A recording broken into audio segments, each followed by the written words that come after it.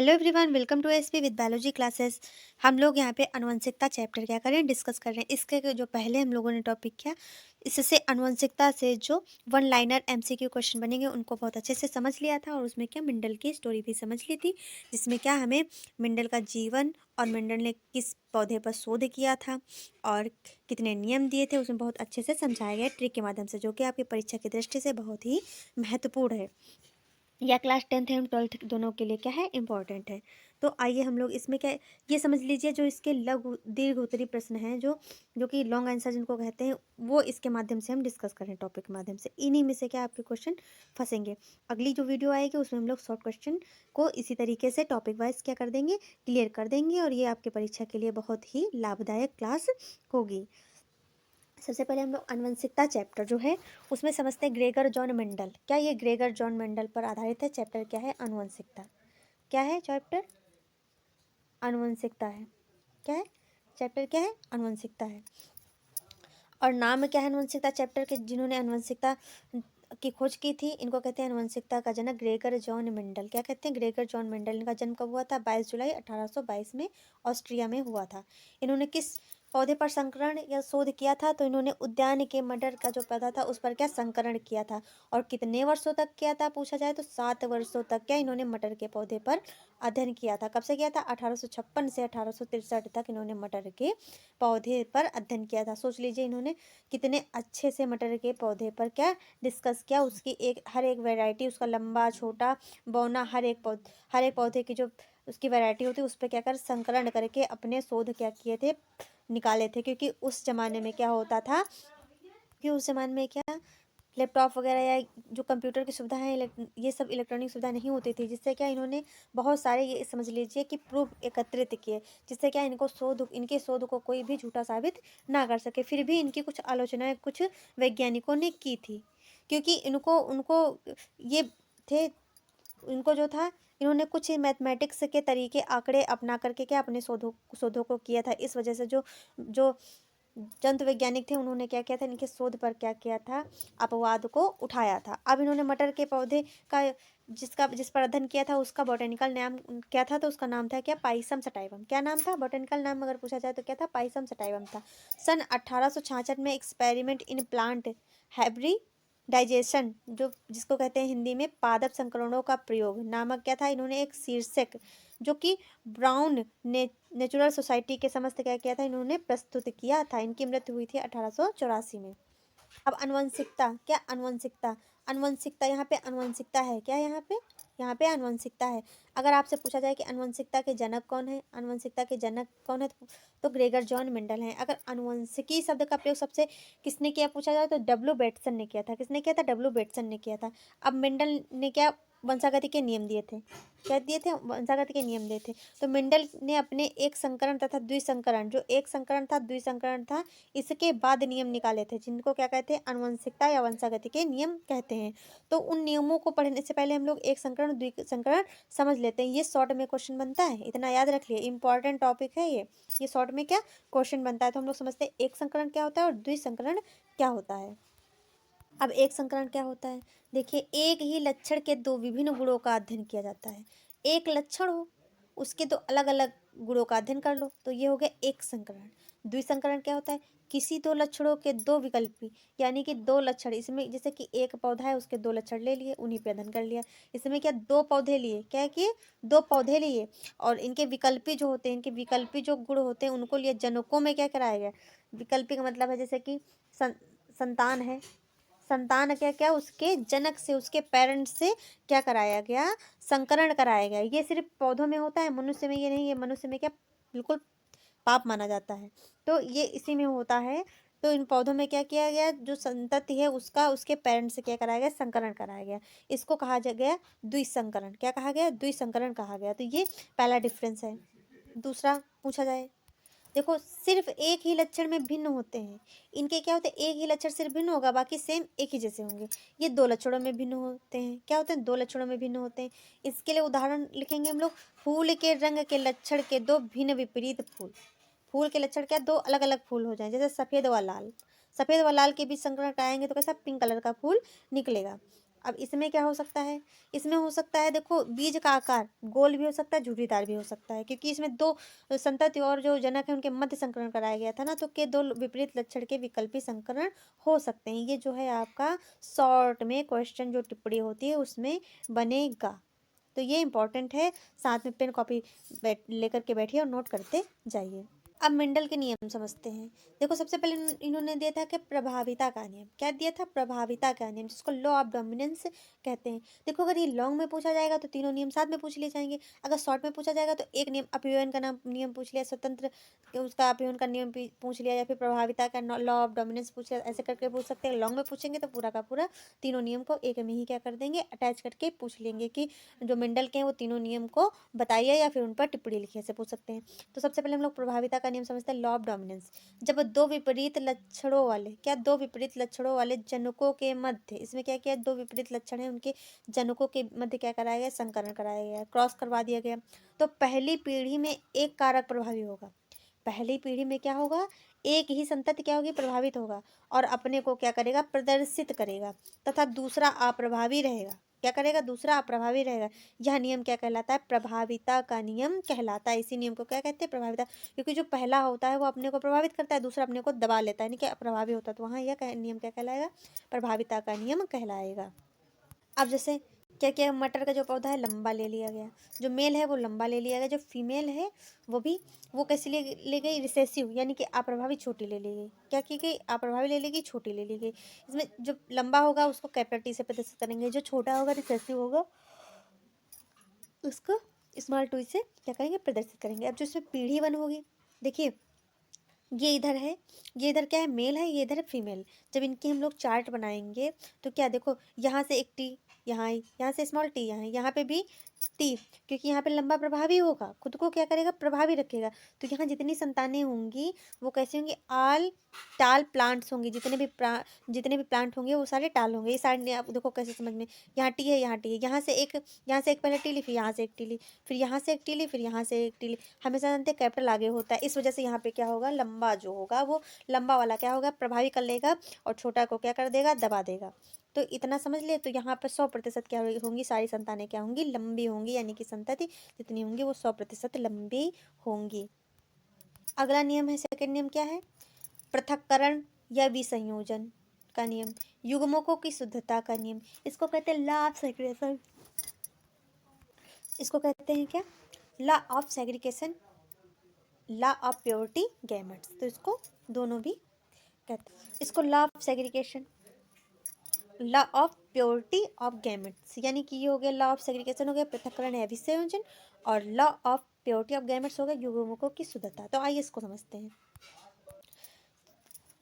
देखिए युग्मक निर्माण के समय क्या करते हैं, जब युग्मक, जब गैमेट्स का निर्माण हो रहा होता है तो एलील जो होते हैं, युग्म दोनों एलील क्या होते हैं, एक दूसरे को अलग हो जाते हैं, एक दूसरे का क्या हो जाते हैं, युग्म जो होता है, जो जोड़ा होता है क्या होता है, एक दूसरे से अलग हो जाता है। और निषेचन के समय जो युग्मक होते हैं, जो गैमेट्स होते हैं उसमें रैंडम फ्यूजन होता है। कैसा फ्यूजन, फ्यूजन अगर पूछा जाए युग्मकों में कौन सा फ्यूजन होता है, तो रैंडम फ्यूजन के द्वारा क्या होता है, उनकी युग्मिक अवस्था फिर से आ जाती है। यानी पहले वो युग्मक रहते हैं, फिर क्या होते हैं, वो अलग हो जाते हैं, युग्मक होते हैं, ठीक, फिर क्या होते हैं, वो अलग हो जाते हैं, फिर रैंडम जब फ्यूजन होने के बाद क्या होते हैं, फिर से वो एक हो जाते हैं।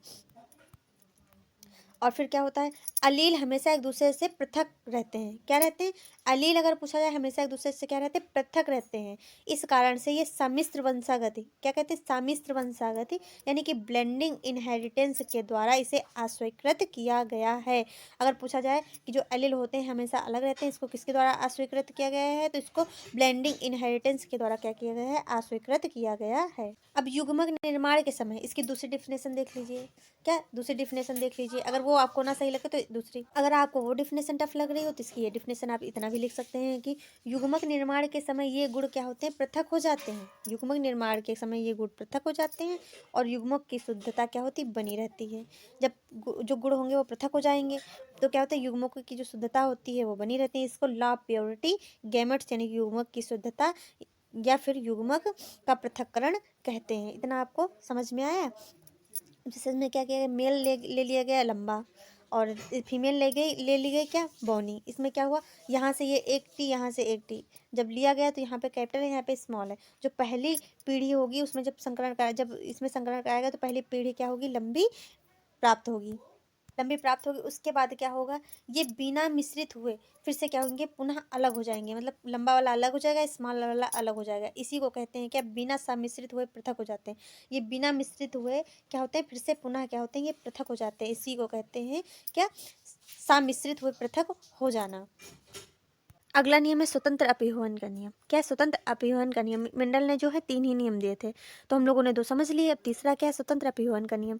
इसमें क्या है, मेंडल ने अपने कुछ प्रयोगों में 2 विपर्यासी लक्षणों का ध्यान में रखकर क्या कराया था, इन्होंने क्रॉस पॉलिनेशन कराया था, यानी कि पर परागण कराया था, अर्थात संकरण कराया, जिसे द्विगुण संकरण क्या कहते हैं, द्विगुण यानी कि डाई हाइब्रिड संकरण कहते हैं। तो इन्होंने किसमें कराया था, स्वतंत्र अपीहन के नियम में कराया था। इन्होंने क्या कराया था, पर परागण यानी कि क्रॉस पॉलिनेशन कराया था 2 पौधों के बीच में। इसी को कहते हैं द्विगुण संकरण या डाई हाइब्रिड क्रॉस कहते हैं। देखो क्या हुआ था, जब 2 जोड़ी विपर्यासी लक्षणों वाले पौधे क्या किए थे, 2 जोड़ी विपर्यासी लक्षणों वाले पौधे इन्होंने लिए कि बीच जब संकरण कराया तो इनमें क्या हुआ, लक्षणों का पृथक्करण जो था स्वतंत्र रूप से हो रहा था। तभी तो इसको क्या कहते हैं, स्वतंत्र अपीहन का नियम कहते हैं। अर्थात वंशागत दूसरे को प्रभावित नहीं कर रही थी, यानी कि एक दूसरे से स्वतंत्र थी, एक दूसरे को क्या कोई भी हानि पहुंचा नहीं रही थी या फिर एक दूसरे को प्रभावित नहीं कर रही थी। देखिए इसमें जनक क्या लिए गए थे, जनक 2 विपर्यासी लक्षण वाले लिए गए थे। इसमें देखो लिए गए जो मेल फीमेल लिए गए, इसमें 2 विपर्यासी लक्षण वाले लिए गए। इसमें देखो गोल था, एक कैसा लिया गया जनक, गोल बीज वाला लिया गया और हरे बीज वाला लिया गया, ठीक। दूसरा क्या, झुर्रीदार बीज वाला और पीले बीज वाला लिया गया। अब गोल को कैपिटल आर से प्रदर्शित करते हैं, हरे बीज को स्मॉल वाई से प्रदर्शित करते हैं। इसमें देखो क्योंकि देखो पीला जो था इन्होंने लिया था और हरा बीज क्या इन्होंने नहीं लिया था। इसमें इनकी उसमें क्या था, पीले बीज को इन्होंने गलत माना था। झुर्रीदार को स्मॉल आर से प्रदर्शित करते हैं, पीले बीज को क्या कैपिटल आर से प्रदर्शित करते हैं। इन दोनों में से जब एक एक लिया तो कैपिटल आर और स्मॉल वाई इसमें आ गई, और स्मॉल आर और कैपिटल वाई इसमें है। क्या है, कैपिटल वाई इसमें है। जब लिया इन्होंने तो देखो संतति कैसे प्राप्त हुई, पहली जो पीढ़ी प्राप्त हुई कैपिटल आर स्मॉल आर, ये एक पर आ गए, ठीक। विपर्यासी देखो किसी को प्रभावित नहीं कर रहे हैं, इसका इसमें आ गया, इसका इसमें आ गया, और ये वाला इसमें चला गया, ये स्मॉल, यानी कि जो संतान प्राप्त हुई उसके गोल तथा पीले बीज यानी कि बिल्कुल शुद्ध प्राप्त हुई, यानी किसी को क्या प्रभावित ना करके देखो किसी भी चीज से ग्रसित नहीं है, शुद्ध प्राप्त हुई, शुद्ध प्राप्त हुई और स्वतंत्र प्राप्त हुई। फिर जब इन्होंने क्या इसमें युग्मक का क्या कराया, स्वपरागण कराया। जब स्वपरागण कराया तब जो इनकी पीढ़ी प्राप्त हुई वो भी कैसी, गोल पीले बीज प्राप्त हुए और गोल पीले बीज क्या हुए, दोनों स्वपरागण करने पर प्राप्त हुए। तो इन्होंने क्या किया, एक दूसरे को कोई प्रभाव नहीं डाला और दोनों क्या स्वतंत्र रूप से अपने आप को प्रभावित किए, तभी इसको क्या कहते हैं, स्वतंत्र अपीहन का नियम कहते हैं। अब आनुवंशिकता समझ लीजिए, आप आनुवंशिकता को समझ लीजिए। तो एक पीढ़ी के लक्षण को दूसरी पीढ़ी में स्थानांतरण करना क्या कहलाती है, हेरिडिटी कहलाती है, आनुवंशिकता कहलाती है। इसको बाद में इस वजह से बताया कि चैप्टर समझने के बाद इसको आपको समझने में कोई भी दिक्कत नहीं होगी और आपको बहुत अच्छे से समझ में आ जाएगा। यानी कि माता पिता के लक्षण जो होते हैं संतति में जब जाते हैं तो यह प्रक्रिया क्या कहलाती है, आनुवंशिकता कहलाती है। और आनुवंशिकता के जनक कौन है, तो ग्रेगर जॉन मेंडल हैं। अब आनुवंशिकी किसे कहते हैं, विज्ञान की वह शाखा जिसके अंतर्गत आनुवंशिकता व उसकी विभिन्नताओं का अध्ययन किया जाता है वह क्या कहलाती है, आनुवंशिकी कहलाती है, यानी कि जेनेटिक्स कहलाती है। आप समझते हैं फिनोटाइप क्या होता है, जीनोटाइप क्या होता है, ये भी शॉर्ट में है, आया हुआ प्रश्न है। तो फिनोटाइप समझते हैं, तो किसी भी जीव के बाह्य संरचना या लक्षणों को फिनोटाइप कहते हैं। जैसे मनुष्य बाहर से कैसा दिखता है उसको कहेंगे फिनोटाइप, और उसके जीन कैसे हैं ये तो पता नहीं होता है तो उसको कहते हैं क्या, जीनोटाइप। कोई भी जीव आनुवंशिक रूप से कैसा है तथा उसमें जीन की संरचना कैसी है इसको कहते हैं जीनोटाइप। बाहरी रूप से जैसा दिखता है उसको कहते हैं फिनोटाइप। इसमें एग्जाम्पल के लिए पौधा छोटा या लंबा जैसा बाहर से दिखाई देता है वो क्या कहलाता है, फिनोटाइप कहलाता है। अब सेकेंड देखो इसका क्या है, तो पर्यावरण का इस पर कोई प्रभाव पड़ता है, क्या होता है, पड़ता है, कोई भी प्रभाव पड़ सकता है, जिस पर्यावरण में रखोगे वैसा प्रभाव पड़ेगा। और इस पे भी पर्यावरण क्या होता है, अप्रभावी होता है, कोई भी प्रभाव नहीं पड़ता है। फिनोटाइप के आधार पर जीव के जीन की संरचना को नहीं बताया जा सकता है। अब बाहर से देख करके मनुष्य के जीन कैसे आप नहीं बता सकते हो, पर जीनोटाइप के आधार पर क्या आप मनुष्य के को क्या कर सकते हो, मनुष्य के किसी पेड़ पौधे को वर्गीकृत कर सकते हो कि ये कैसा होगा, इसके बाहरी लक्षण कैसे होंगे, क्योंकि जीन के आधार पर ही किसी भी पेड़ पौधा हो या मनुष्य हो या फिर कोई जीव जंतु हो उस पर आधारित होता है। हम लोग समझते हैं प्रभावी अलील क्या होते हैं। तो वह अलील जो किसी भी अवस्था में अपना प्रभाव पूर्ण रूप से प्रदर्शित करता है। जैसे अभी आपने देखा कि F1 जनरेशन में सारे लंबे पौधे प्राप्त होते हैं, तो क्या वहाँ पे प्रभावी है, ठीक है, प्रभावी अलील है, तथा दूसरे को प्रभावी नहीं होने देता, जो प्रभाव नहीं प्रकट करता है वो क्या कहलाता है, अप्रभावी अलील।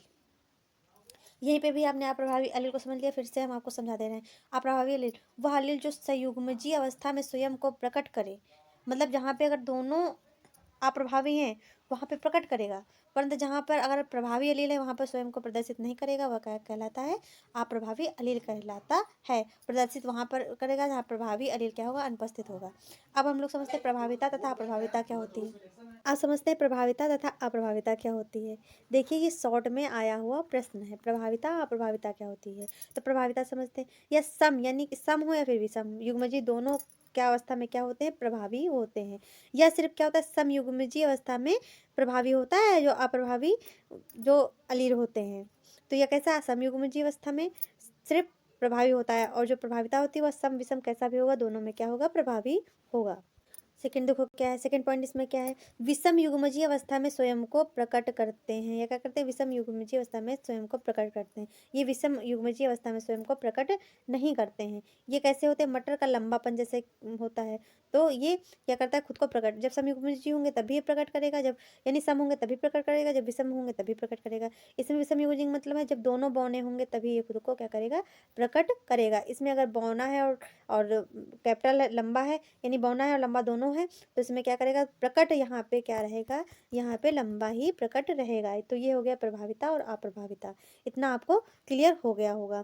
अगर आपको हमारी क्लास अच्छी लगी तो हमारे चैनल को लाइक एंड सब्सक्राइब करें, ज़्यादा से ज़्यादा शेयर करें। Thanks for watching. मिलते हैं नेक्स्ट वीडियो में।